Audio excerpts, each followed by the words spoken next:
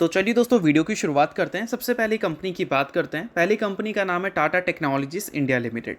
But इसको discuss करने से पहले अगर आपने अभी तक चैनल को सब्सक्राइब नहीं किया है तो चैनल को सब्सक्राइब करके बेल आइकन को प्रेस कर लो, ताकि आने वाली वीडियोस की भी नोटिफिकेशंस आपको टाइम टू टाइम मिल सके। और एक डिस्क्लेमर भी है, जो भी न्यूज़ एंड अपडेट्स हम लोग कवर करेंगे वो सारी एजुकेशन पर्पज़ के लिए है, सीखने के लिए है। तो इसको किसी भी तरह का इन्वेस्टमेंट एडवाइस मत समझना, आप खुद से भी रिसर्च और एनालिसिस कर सकते हैं।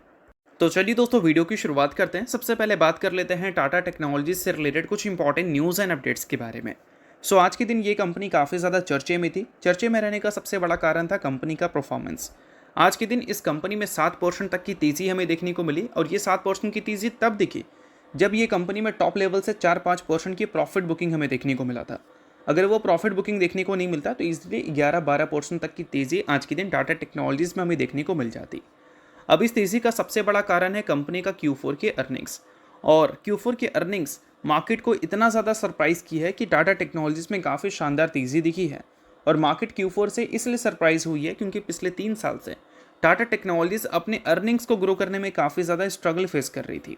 कंपनी के रेवेन्यू तो चलो फिर भी ग्रो कर जा रहे थे सिंगल डिजिट से, बट प्रॉफिट पिछले 3 साल से ग्रो ही नहीं की है। 3 साल का CAGR नेगेटिव में है और पिछले 1 साल का भी नेगेटिव में है।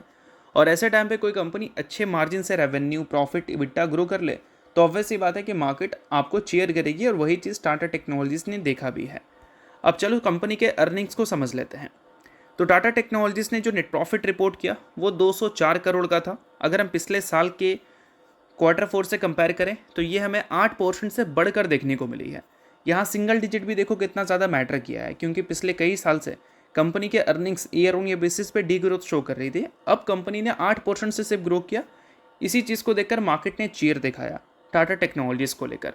और इसके बाद अगर हम रेवेन्यू की बात करें तो रेवेन्यू में तो ईयर ऑन ईयर बेसिस पे 22% की ग्रोथ हमें देखने को मिली है, जो कि काफ़ी शानदार बात है। पिछले साल 1286 करोड़ का रेवेन्यू था, इस बार 1500 करोड़ के ऊपर चला गया रेवेन्यू, जो कि काफ़ी अच्छी बात है। टोटल ऑपरेटिंग रेवेन्यू को देखोगे सिक्वेंशली तो आपको 15% की ग्रोथ देखने को मिलेगी, यानी कि पिछले क्वार्टर के मुकाबले इस क्वार्टर में 15% की ग्रोथ हमें देखने को मिली है। और कांस्टेंट करेंसी के टर्म में अगर हम चेकआउट करें तो वहाँ पर ग्रोथ हमें 11.9% की देखने को मिल रही है। और ऑपरेटिंग एबिट्टा देखोगे Q1Q बेसिस पे तो वहाँ 31% की ग्रोथ है।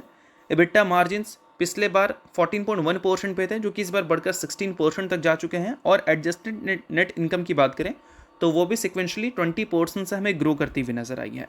तो हर पैरामीटर पे इस बार टाटा टेक्नोलॉजीज ने ग्रोथ दिखाई है, और इसी चीज़ को देखकर मार्केट ने इस कंपनी को चीयर भी किया है। अब इन सारी चीज़ों के बाद इस कंपनी के गाइडेंस की बात करें कि 2027 को लेकर कंपनी की क्या कॉमेंट्री है, तो मैनेजमेंट ने बोला है कि डबल डिजिट के ऑर्गेनिक रेवेन्यू ग्रोथ वो शो करेंगे 2027 के फाइनेंशियल ईयर में। और JP मॉर्गन की एक्सपेक्टेशन ये है कि कांस्टेंट करेंसी के टर्म में जो रेवेन्यू ग्रोथ होगी वो 10% के करीब हमें देखने को मिल सकती है। और इबिट्टा मार्जिन अगर हम देखें तो कंपनी टारगेट कर रही है कि 18% का इबिट्टा मार्जिन होगा 2027 के फाइनेंशियल ईयर के एंड तक। और इसी चीज़ को अगर Q4 से कंपेयर करें जो कंपनी ने रिपोर्ट किया कल के दिन, वो 16% था, यानी कि 16% से इबिट्टा मार्जिन बढ़कर 18% तक जा सकता है। ये भी मार्केट ने एक प्लस पॉइंट की तरह देखा है। और लॉन्ग टर्म ऑपरेटिंग मार्जिन को लेकर एक्सपेक्टेशन है 20 से लेकर 21% रेंज की। और साथ में कंपनी के लॉन्ग टर्म गोल्स जो हैं रेवेन्यू के, वो $1 बिलियन के हैं। और ये लॉन्ग टर्म गोल्स क्या है कि कंपनी ने बोल दिया है कि अगले कुछ सालों में ही ये $1 बिलियन के रेवेन्यू गोल वो अचीव कर लेंगे। तो ओवरऑल नंबर कंपनी के सही थे, गाइडेंस सही थे, ये सारी चीज़ें तब सही थी जब ये कंपनी का वैल्यूएशन पिछले 5 साल के लोवेस्ट लेवल पे है, या फिर बोल सकते हैं जब से कंपनी लिस्टेड है तब से लेकर अब तक का जितना भी वैल्यूएशन दिखा है कंपनी का अभी फ़िलहाल लोवेस्ट लेवल पे है। तो ऐसे टाइम पे कंपनी से रिलेटेड कोई भी अच्छी खबर आएगी तो एक बाइंग अपॉर्चुनिटी दिखेगा, और वही चीज़ आज के दिन मार्केट ने दिखाया है, जिस कारण आपको टाटा टेक्नोलॉजीज़ में अच्छी तेज़ी देखने को मिली है। अब दोस्तों वीडियो में आगे बढ़ने से पहले बात कर लेते हैं एक फ्री व्हाट्सएप ग्रुप के बारे में, जिसको चाहो तो आप ज्वाइन कर सकते हो। अगर आप मार्केट में बिगिनर हो और स्टॉक मार्केट से रिलेटेड किसी भी टाइप का आपको प्रॉब्लम आता है तो आप इस ग्रुप को ज्वाइन कर अपनी प्रॉब्लम को क्लियर कर सकते हैं। यहाँ पर हाईली रिकमेंडेड प्रोफेसर आपको देखने को मिलते हैं जो कि आपके डाउट्स एंड क्वेरीज को क्लियर करेंगे। और उससे इंटरेस्टिंग बात यह है कि ये व्हाट्सएप ग्रुप बिल्कुल फ्री ऑफ कॉस्ट है, ज्वाइन करने का कोई भी चार्जेस नहीं है। किसी भी तरह का डाउट्स एंड क्वेरीज अगर आपको क्लियर करना है तो उसका भी किसी भी तरह का चार्जेस नहीं है। तो लिंक इसका डिस्क्रिप्शन में दिख जाएगा, लिंक के थ्रू जाकर इस फ्री व्हाट्सएप ग्रुप को आप ज्वाइन कर लो। तो चलिए दोस्तों बात करते हैं अगली कंपनी के बारे में। अगली कंपनी का नाम है BSE लिमिटेड। BSE लगातार आपको चर्चे में रहती हुई दिखती है अपने परफॉर्मेंस की वजह से। बट फिलहाल जो कंपनी से रिलेटेड न्यूज़ है उस न्यूज़ के कारण भी ये कंपनी चर्चे में है। अब न्यूज़ एग्जैक्ट क्या है, तो न्यूज़ हमें ये देखने को मिल रही है कि बीएसई ने सरपास कर लिया है एनएससी के एफएनओ टर्नओवर्स को। एनएससी इंडिया की सबसे बड़ी एक्सचेंज है और एफएनओ टर्नओवर्स इसके सबसे ज़्यादा हमें देखने को मिलते हैं क्योंकि सबसे ज़्यादा मार्केट शेयर इसी के पास हुआ करता था। बट अभी बीएसई ने एनएससी को ओवरशैडो कर लिया है मार्केट शेयर में भी और एफएनओ टर्नओवर्स में भी। मार्केट शेयर फिलहाल बीएसई का 55.4% पे आ चुका है और एफएनओ टर्नओवर में भी बीएसई ने पहली बार एनएससी को सरपास कर लिया है अप्रैल 2026 में।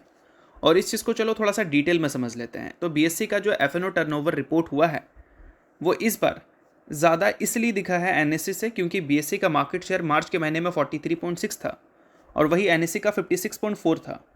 बट इस बार बीएसई का 55 को क्रॉस कर चुका है और एनएससी का गिरकर 44.6 पे आ चुका है। और बीएसई का मंथ ऑन मंथ बेसिस पे जो एवरेज डेली टर्नओवर्स है एफएनओ में वो 20% से ग्रो करती हुई नजर आई है और 269 लाख करोड़ का एफएनओ टर्नओवर्स इन्होंने रिपोर्ट किया है एवरेज डेली टर्नओवर्स की अगर हम बात करें तो। और वही एनएससी की बात करें तो इसके जो एवरेज डेली टर्नओवर है वो 26% से हमें गिरकर 216 लाख करोड़ के देखने को मिले हैं, जो कि बीएसई से कम दिखे हैं। अब सबसे इंपॉर्टेंट बात, ये चीज़ें अगर हुई हैं तो इसके पीछे के रीजंस क्या हैं। तो रीजंस हमारे पास आ चुका है और रीजंस ये है कि एसटीटी हाइक्स जो एनएससी ने किया था उसी कारण इक्विटी डेरिवेटिव के जो ट्रेडिंग्स हैं उसमें इम्पैक्ट हमें देखने को मिली है और बीएसई ने अपने लिक्विडिटी को इन्हांस करने के लिए चार्जेस को कम कर दिया है। और इस चीज़ को चलो थोड़ा सा डिटेल में समझ लेते हैं। तो देखो, सिक्योरिटी ट्रांजैक्शन टैक्स की अगर हम बात करें उसको एनएससी ने बढ़ाया था प्रॉफिट्स को बढ़ाने के लिए, बट वो चीज़ एनएससी के लिए बोल सकते हैं बैकफायर कर गई है क्योंकि हाइक करने की वजह से इनके जो इक्विटी डेरिवेटिव ट्रेडिंग वॉल्यूम्स हैं उसमें एक इम्पैक्ट हमें देखने को मिले हैं और बीएसई ने इसी चीज़ का फ़ायदा उठाया है और जो चार्जेस हैं उसको कम कर दिया ताकि उनके पास ज़्यादा ट्रेड्स हैं। और देखो, अगर आप 10,000 20,000 या 1 लाख में ट्रेडिंग करोगे तो ये एसटीटी चार्जेस जो है वो आपको बहुत ज़्यादा परेशान नहीं करेंगे। बट जब नंबर करोड़ों में जाता है तो यही नंबर एसटीटी का लाखों में आता है। तो इस वजह से 0.01% से भी अगर बढ़ाती है एक्सचेंज तो कहीं ना कहीं वो एक्सचेंज के लिए बैकफायर कर सकता है। और वही चीज़ एनएससी को महंगा पड़ा है। इसको बढ़ाया, एनएससी के वॉल्यूम्स गिर गए और बीएसई ने इसको कम किया, बीएसई के वॉल्यूम्स बढ़ गए, मार्केट शेयर भी बढ़ गए। और इसी चीज़ की वजह से बीएसई के जो नंबर्स हैं इस बार पिछले महीने के मुकाबले 20% से हमें ग्रो करते हुए नजर आए हैं। बट कुछ चीज़ें ऐसी भी हैं जिसे इग्नोर नहीं किया जा सकता। ये डेटा अप्रैल का है और अप्रैल में बीएसई ने बहुत ही अच्छा किया है। बट जब हम बात करते हैं मई के महीने के बारे में और वहाँ डेरिवेटिव टर्नओवर्स को अगर हम चेकआउट करते हैं तो मई के महीने में जो ट्रेडिंग सेशन रही है वो अब तक एक ही रहा है और एक ट्रेडिंग सेशन में टोटल टर्नओवर ये रिपोर्ट हुआ है। और एवरेज अगर देखोगे तो एवरेज भी यही रहेगा, बट अप्रैल के एवरेज से ये कई टाइम्स हमें कम देखने को मिल रही है। और एवरेज डेली प्रीमियम टर्नओवर्स की भी अगर हम बात करें तो वो भी अप्रैल के महीने से 50% से ज़्यादा कम है। तो अभी एक ही ट्रेडिंग सेशन हुआ है, आने वाले ट्रेडिंग सेशन में ये नंबर में डेफिनेटली चेंजेस देखने को मिलेगी। बट अप्रैल का महीना अगर इतना ज़्यादा अच्छा गया और उसके आसपास भी अगर मई का महीना चला गया तो हम उम्मीद कर सकते हैं कि क्वार्टर 1 में तोड़फोड़ नंबर बीएसई ज़रूर दिखाएगी। और अगर मई के महीने में एनएससी वापस से वापसी कर ले तो फिर हो सकता है कि मई का महीना जो है वो बीएसई के लिए एनएससी के कंपैरिजन में उतना ज़्यादा अच्छा ना जाए। खुद के लिए अच्छा जा सकता है अगर अप्रैल से कंपेयर करें तो, बट देखते हैं कि एनएससी से वो कैसे कंपेयर कर आगे निकलती है या फिर उसको बीट करती है। ठीक है, तो ये सारी चीज़ों पे आपको ध्यान रखना है।